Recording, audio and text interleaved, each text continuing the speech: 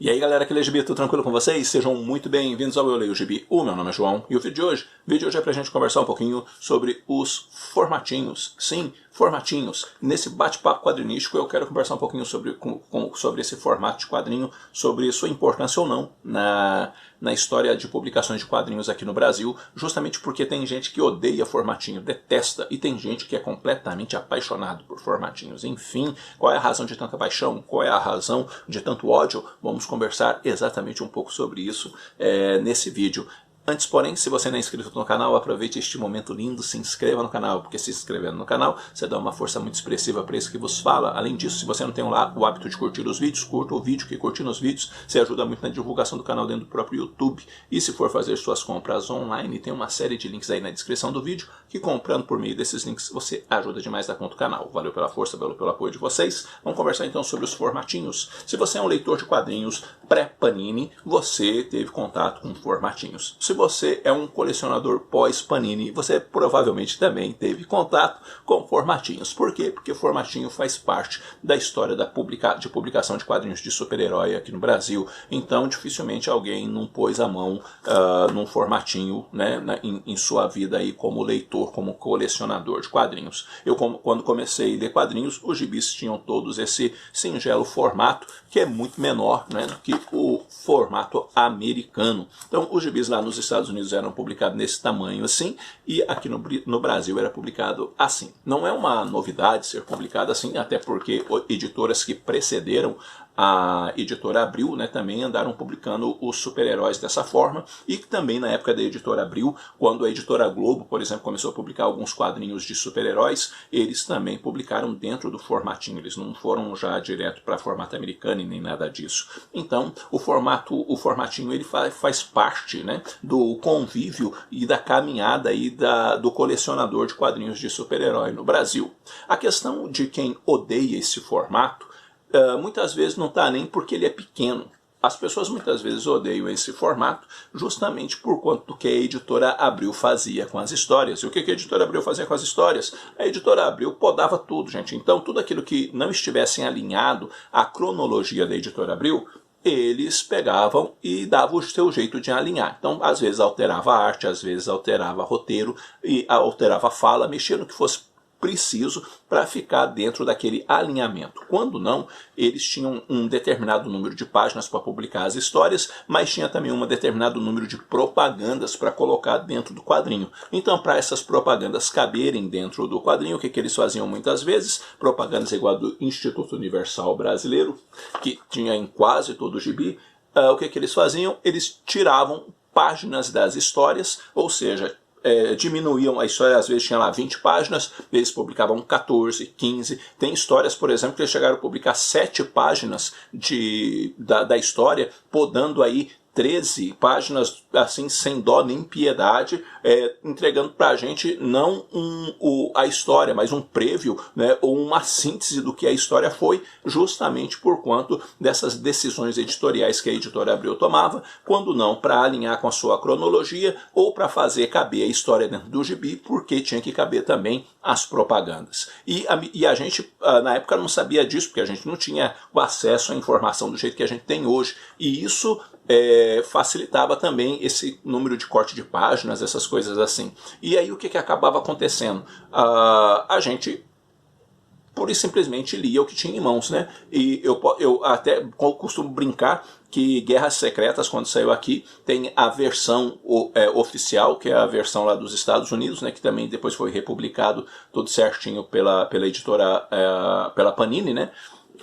E também a editora Abril andou fazendo umas publicações, tipo, arrumando as coisas depois, no melhor estilo, deixa a gente mostrar para vocês o que aconteceu em Guerras Secretas, onde a gente não pôs a mão, onde a gente não mexeu, né? Por quê? Porque eles, pura e simplesmente, para aproveitar a vibe que saiu os brinquedos e também a minissérie lá nos Estados Unidos, eles publicaram para cá. E aí eles alteraram um monte de coisa para poder alinhar a cronologia da editora Abril. Então, a minissérie em formatinho da editora Abril de Guerras Secretas, eu diria que tem uma versão brasileira completamente diferente no restante do mundo por conta dessa questão. Então tem muita gente que não gosta de formatinho, tá? Tem gente que hoje não gosta de formatinho por causa do tipo de papel, tem gente que não gosta de formatinho porque isso, porque aquilo, que as páginas não sei mais o que, papapá. Então há pessoas que pura e simplesmente detestam esse formato de quadrinho e que quando começou a sair quadrinhos aí em formato americano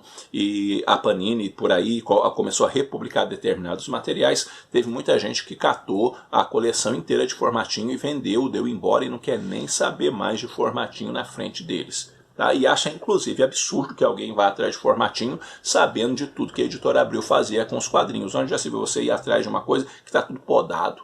Por outro lado, existe a galera que ama, é apaixonado por formatinho. Por quê? Porque o formatinho faz parte da minha história como leitor de quadrinhos, como colecionador. Quando eu comecei a ler quadrinho era nesses formatinhos, e a minha história e a história dos formatinhos vai meio que misturando. Então existe um laço muito forte, existe um apego muito forte, existe um elemento afetivo, né, sobre os formatinhos que chama demais a atenção, porque a pessoa gosta, porque a pessoa criou um vínculo com o formatinho que até hoje, mesmo depois que ela às vezes desfez da coleção dela e está colecionando aí os quadrinhos aí nos formatos atuais, ainda está garimpando em sebos e internet determinadas edições em formatinho, porque ele simplesmente é apaixonado ainda por formatinhos. Tem pessoas que gostam tanto que costumam dizer: não vendo, não troco por dinheiro nenhum desse mundo os formatinhos. O fato é que formatinho faz parte da história de publicações de quadrinhos aqui no Brasil, e não tem como fugir disso, faz parte,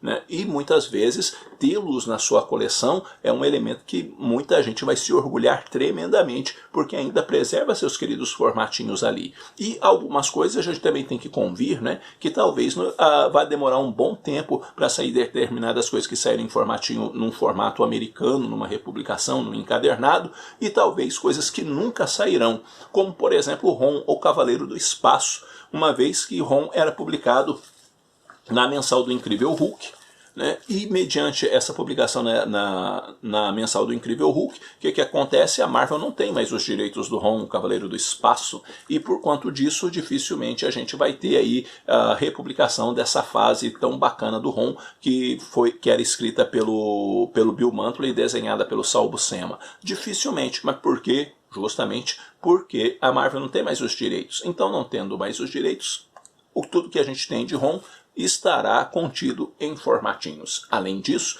né, podem haver aí também muitas outras fases dos nossos queridos heróis que dificilmente, de repente, podem ser publicadas, como, por exemplo, o excelente Doutor Estranho do Roger Stern, dificilmente será publicado em encadernados e coisas assim, porque muitas vezes não tem todo aquele apelo. Lá em X-Men 1, por exemplo, tem uma história do Doutor Estranho, onde ele elimina todos os vampiros do mundo, né? E é uma história muito bacana, que eu não sei não, eu acho que é muito difícil essa história e essa fase específica ali do Doutor Estranho ser republicada em formato americano. Então tem muita história que está guardada, registrada, mesmo que às vezes podada em formatinho, e dificilmente a gente vai ter essas histórias em outro formato ou vê-las republicadas, mesmo tendo aí a coleção clássica Marvel, determinadas histórias até de repente chegar na fase que muitas vezes você gosta tanto,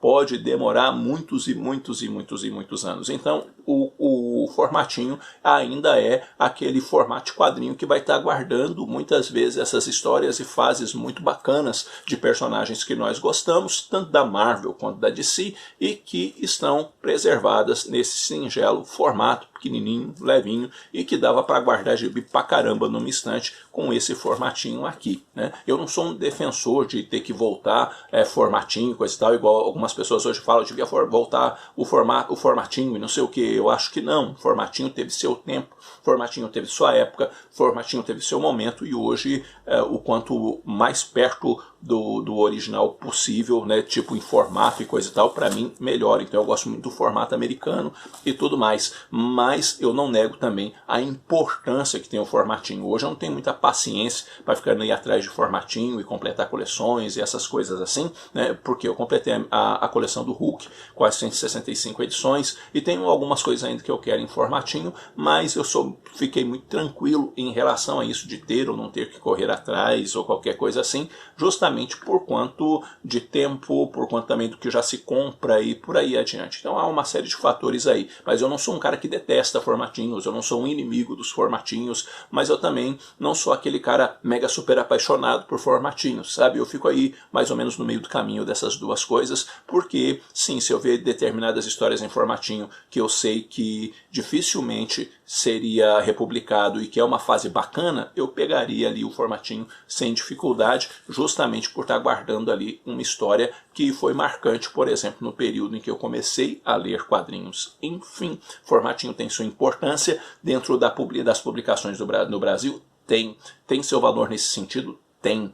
Por outro lado, né, existe também todos esses problemas editoriais que tinham e que provocam muita repulsa em muita gente em formatinho por causa disso. E tem gente que não gosta de jeito nenhum por causa das edições, das edições feitas pela Abril e também por causa do tamanho, por causa disso e daquilo, querem ficar longe. Enfim, é meio que uma relação de amor e ódio, né, entre os colecionadores nesse sentido de gostar ou não gostar de formatinho. Eis a questão, né? E você, tu é um apaixonado por formatinho, tu é um cara indiferente em relação a isso, tu é um cara que detesta formatinho, enfim. Vamos conversar, dei sua opinião, porque conversar com vocês é sempre muito bom. No mais, eu vou ficando por aqui, logo eu tô voltando com outro vídeo. Um abraço forte em todo mundo, até a próxima.